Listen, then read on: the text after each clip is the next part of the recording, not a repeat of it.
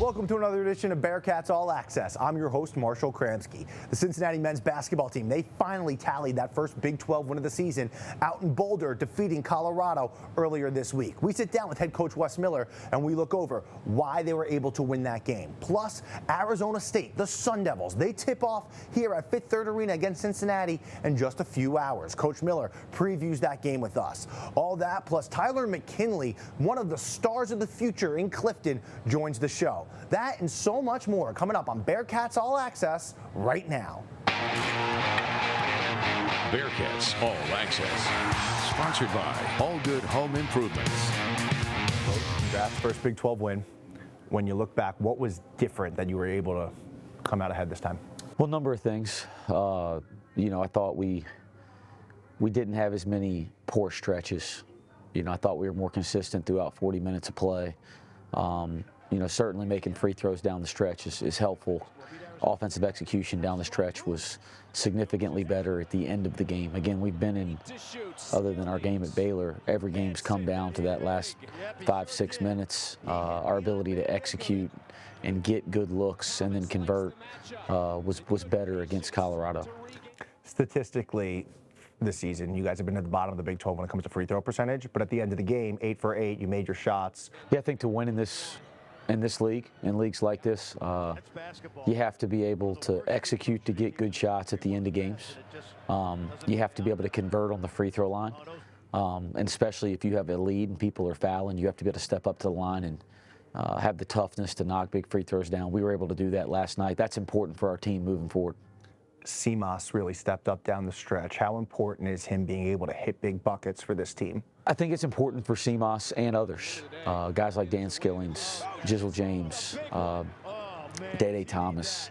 I think it's very important that not only are these guys able to convert, Dylan Mitchell, Aziz Mandego, but also that we continue to work on our execution so that we have a better chance to convert. On the topic of converting, I know last week after the Kansas game, you talked about how the lid is on, that it's going to come off eventually.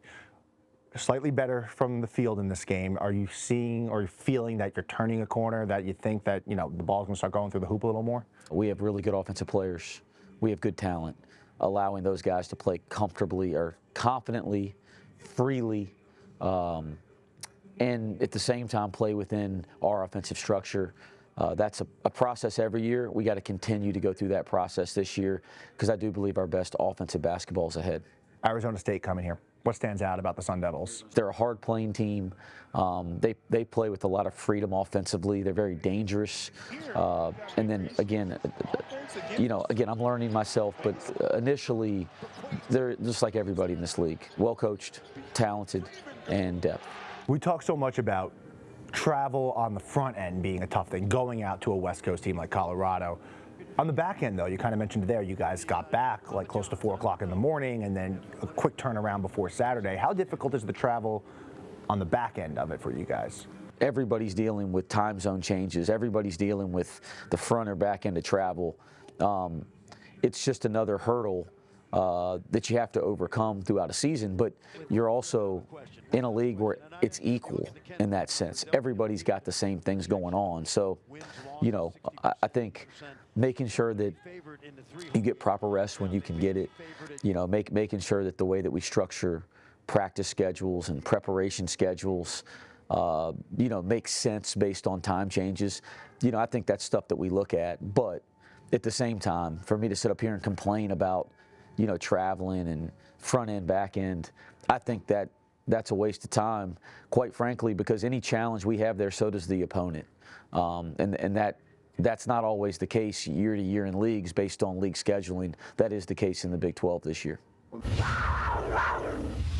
FaceTime call that changed a lifetime. Sophomore Abby Holtman on the women's basketball team. We hear her remarkable story coming up. Keys to Success, sponsored by Columbia Hyundai and Genesis of Montgomery. Abby Holtman is a sophomore on the Cincinnati Bearcats women's basketball team. At the age of 4, the former Ryle High School star was diagnosed with hearing loss. Cincinnati Athletics made the trip across the river to Kentucky to speak with her parents and hear about their everlasting relationship with the Cincinnati Children's Audiology Department, how they sharpened her skills in the driveway, and the FaceTime call of a lifetime.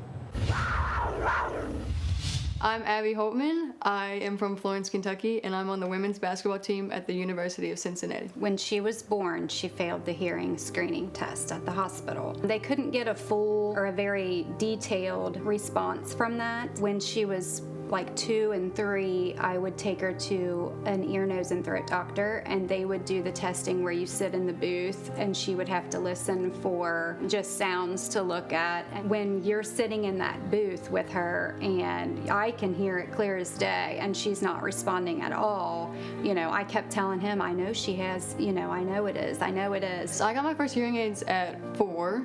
I could tell I couldn't really hear, I guess, but being told that you have hearing loss is kind of like a new thing for me. We went to Tommy Evans at the Cincinnati Children's Audiology Department. He's great. He's been very supportive of me, and he's just a very good person, just a good person to have in my corner. He actually showed us what she couldn't hear. So like it would be running water, dogs barking, the leaves rustling outside. That's when, for us, you started noticing the difference. When she, takes them out, she doesn't respond the way she does. And now these new hearing aids that she just got, it's crazy. I got to watch what I'm saying because I'll whisper and she hears me now. I have so many memories in that driveway. Every time I pull up, I just can see my younger self out there with my dad. I'm getting emotional because I just remember him pulling in and I would wait outside every day to see that red truck drive by. And,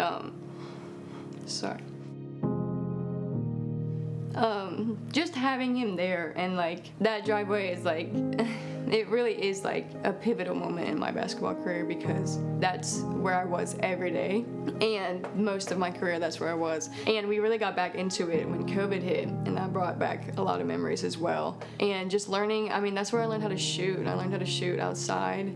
I learned how to dribble because like all the cracks in the driveway, you learn how to maneuver that like defenders. But yeah, my dad would come home from work every day after working outside all day, and he would just pick right where I was. I would be waiting for him and he wouldn't complain, and he would be just as excited as me to put that work in, and I'm forever grateful for him. I noticed you have a Catchings jersey behind you. Do you want to talk about, is she like a role model with you as well? For sure, yeah. She was really one of the first athletes that were a part of like the hearing loss community, the deaf community. She really showed the hearing loss community that you can do whatever you put your mind to, no matter what your disability is. Can you hold this? Hey Abby, it's Tamika Catching. I just wanted to take a moment to connect with you. Your coaches reached out, shared your story with me, shared your inspiration and who you are as a person. And first off, I am honored to get this opportunity to shoot a video for you. I know you have an upcoming season. You're looking forward to it. You're excited. You got a lot of people watching, and one thing I want you to know is that you are an inspiration to so many people, not just for your little sister, but for a lot of your teammates, for your coaches, and the people that are around you. So this season, I want you to go out there, I want you to have fun. You are going to experience highs and lows, that's part of the game, but as you're going through and as you're journeying on, know that people are watching every single step that you make, and I know that you will be successful. So I'll be watching you. I'm going to keep up with you. Hopefully I'll get a chance to meet you in person. But in the meantime, do your thing, all right? Have fun. God bless. And hopefully I'll see you soon. Are you kidding me? Are you kidding? Are you serious? That's actually crazy. Oh my God. We're just so proud of her for everything that she's accomplished in such a young age. Going through what she went through with the hearing loss, she overcame it, and she's dedicated to the sport. She's dedicated. She's so smart. I promise you, I don't think I ever saw her read a book here, like or a do school homework book, and she gets straight A's. I don't think I would be the person I am today without any of the setbacks that I had to go through. I think it's just in my personality to keep going, to keep fighting. I've never really been one to give up no matter what happens. I think my message is just to do what you dream of. I've been dreaming of doing this since I was a little girl, and if you keep pushing, if you keep fighting, you can do what you dream of, and just dream big and go for it, because you don't want to have any regrets in life.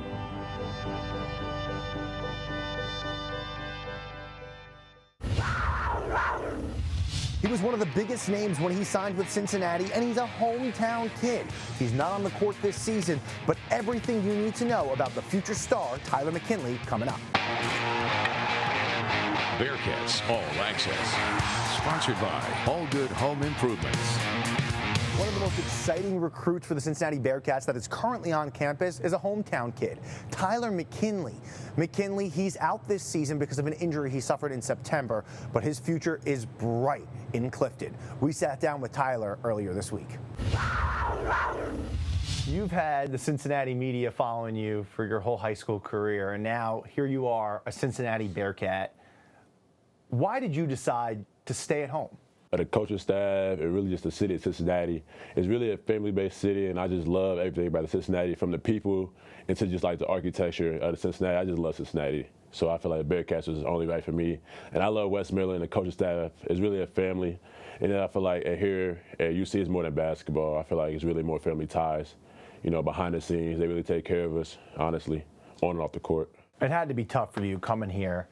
You know, such a high recruit across the country, and you get here and then you have the injury. How was that mentally for you having to deal with that? It really hurted me in the beginning just because I felt like I was really making strides for me as a Bearcat, but me as an individual, as a young adult. But I feel like the injury really showed me, like, the even little stuff, don't take it for granted. But I feel like now it's just to learn and really just take note and take mental reps from everything that's going on right now and really just build mentally in my IQ, but also be a good teammate, just be a good person. Grow up in the area, Walnut Hills, Winton Woods. Did you come to Bearcat games as a kid? Yeah, I never really watched basketball until I really started getting into like high school, once I really started getting better. But like at home, like when I was young, I really watched like March Madness and stuff like that. So like, yeah, a little bit. Especially throughout high school, it feels like, especially in these parts, you've always been that guy. Being here, is there a guy on the team you look up to who's been able to take you under their wing a little bit as you go through this rehab process? Honestly, I take a little bit from everybody to see how everybody, you know, we have a lot of older guys on the team with a lot of experience. So I feel like I learned a lot, even just watching. I might not ask a lot of questions because I'm tend to be a little quiet, but I just see how people work out to approach the day-to-day schedule, because it's 200 days of straight work. You can't, you know, slack a couple days. So some people have certain schedules that they follow every single day. So I just really take pride in just watching and learning, just because that's all I can really do right now, just be better for next year, honestly. What are you most looking forward to when you can get back out onto the court? Just being back with my guys again, honestly, just because I really miss it a lot. And I feel like, you know, I miss being coached and just getting better, but also just playing with my teammates and my brothers, for real. I know right now you're going through this rehab process, but your name, when you committed to Cincinnati, for the fan base, it was huge. People from here going crazy. Bearcat fans just so excited that they were able to not only keep one of their own, but one of the top players in the country was coming here. For the guys who just know your name and were excited because they knew it was a big deal, how would you describe your game to them of what they're going to see next season? Somebody that likes to win and just very passionate, very energetic, but just doing anything, the little stuff. I don't really have to go score a lot, but I just try to do the little tendencies and try to just be coachable and just try to do the best things for me, but also for the team as a whole. Do you think your upbringing, not being so involved in the game, has helped you as both a young adult and as a basketball player? Yeah, honestly, because it really just goes back to being grateful for, you know, what God has gave me.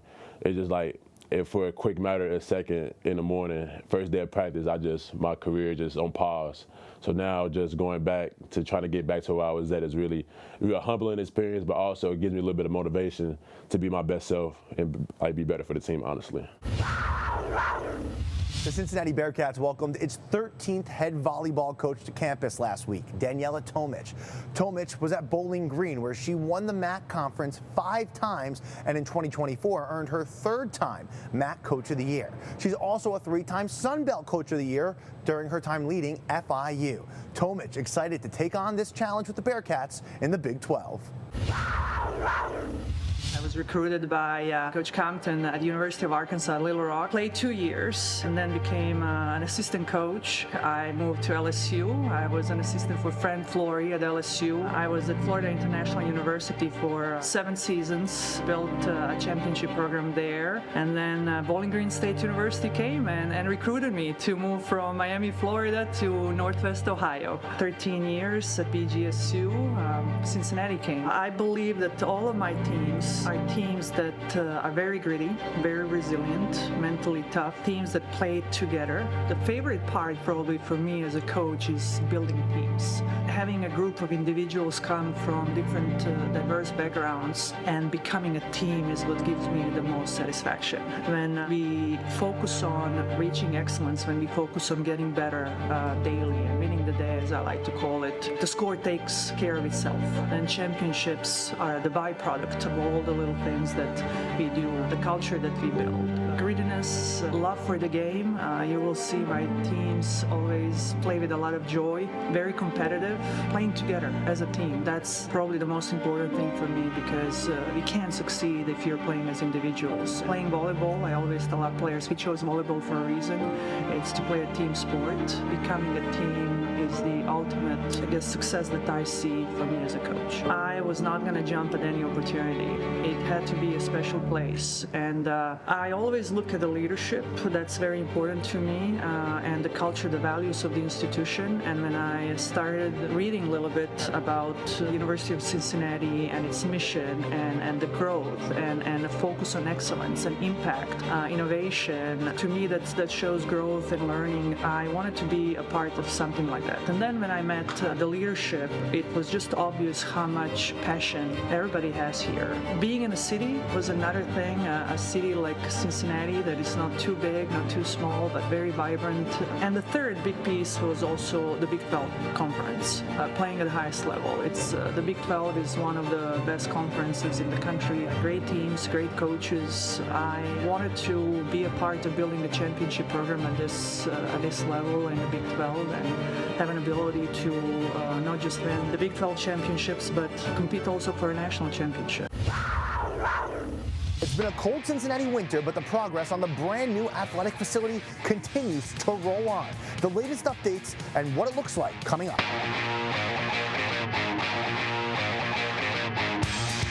This tough Cincinnati winter has been no match for the progress going into the brand new state-of-the-art indoor athletic facility coming to campus. As you pass it, you could already see some of the updates from the outside. But for a better look inside, Deputy AD and COO John Daniel put on the hard hat and vest to show everyone the latest updates. Hey Bearcats fans, we've got your latest update here for the Athletics Performance Center and Indoor Practice Facility. It's our first look at it in 2025. There's been a lot of progress made. Thankfully, it's warm and heated inside. Let's go take a look.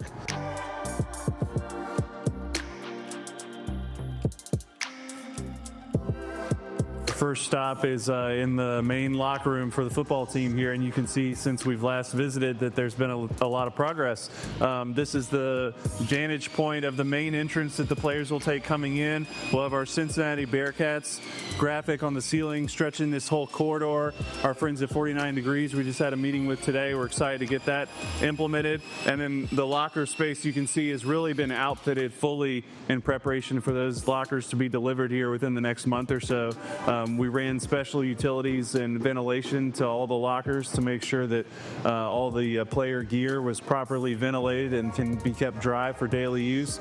And these lockers are going to be top of the line with a recliner space and lots of storage, charging stations, and a great spot for our guys. All right, we made our way from the locker room over into the hydrotherapy area. They're working on the tile right now for the car wash, but you can see we've got a covering over our 4 in-ground pools, and the wet backer board is being installed all throughout the hydro area, getting ready for our steam, our sauna, our float tank room, and all of our in-ground pools. So it's going to be top-notch rehabilitation area here for our Bearcats. Next stop is back in the weight room, one of our favorite stops on the tour, and a lot of progress has been made in here. You can see the ceiling is completely painted now since our last stop. We've got our lights installed, so it's much brighter in here. We're really excited to see the developments taking place. We're going to have sports science, strength conditioning, and nutrition all in this space of almost 11,000 square feet. Technology throughout, with Nico and the crew outfitting our guys and getting them ready.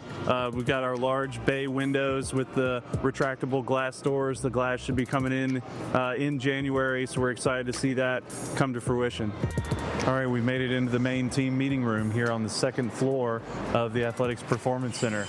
We've got a lot of progress in this room as well. Got black paint on the walls. The ceiling is complete. They're building the stair-step stadium seating that'll come down to the floor that we're on now. It'll be about 140 seats plus extra room at the top for guests, recruits, scouts, visitors to our program to come see our meetings in action. It'll be a great space for Coach Satterfield to address the team, and we can't wait to see it done. All right, our last stop for the tour today is up here on the third floor of the Athletic Performance Center with a great view of the field, as you might expect, as the head coach's office for Coach Satterfield. It's befitting of the grand space that this $134 million practice facility entails. It's a great space with its own conference room, access to the balcony right at midfield.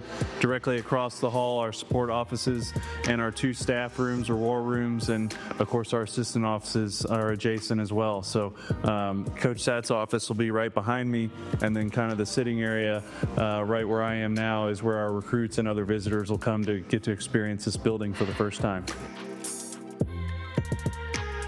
Thanks for coming along on our tour. We'll see you next time. Go Bearcats.